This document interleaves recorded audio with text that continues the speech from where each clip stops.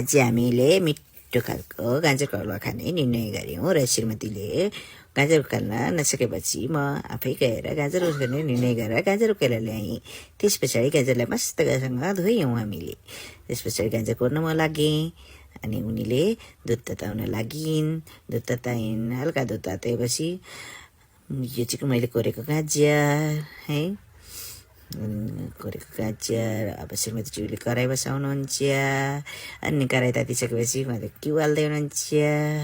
1 चम्ची 2 चम्ची, चम्ची नभएर डाडुको पछाडिको भागले हाल्दै हुनुहुन्छ किनभने उगाउन सजिलो हुने।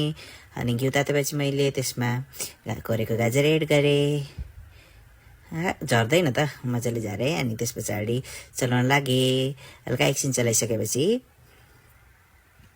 स्याटसँग ड्राईफ्रुट ल्याएर मैले ड्राईफ्रुट काटेँ हल्का चपिङ गरेर।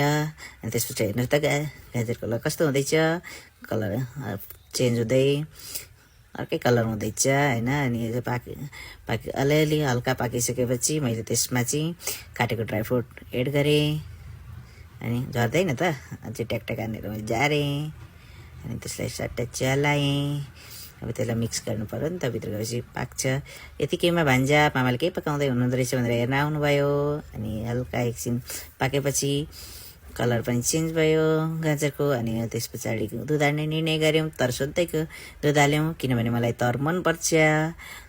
हजुरलाई चाहिँ मनपर्छ कि पर्दैन थाहा भएन, तर मलाई चाहिँ मिठो लाग्छ। अनि त्यस पछाडि दुध एड गऱ्यौँ। अनि एकछिन पाकिसकेपछि मैले चिनी हालेँ।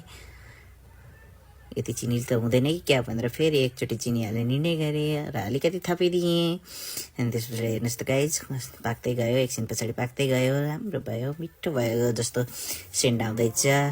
अनि त्यस पछाडि यसमा बबल आउन तालो पाकेर होला अनि लाग्यो पाकिसक्यो जस्तो लागेर अब निकाल्ने निर्णय गऱ्यौँ। अनि निकालिसकेपछि प्लेटमा हालेर अब हामी सबैजनाले खाने निर्णय गऱ्यौँ। हजुरलाई पनि खानु मन छ भने आउनु होला।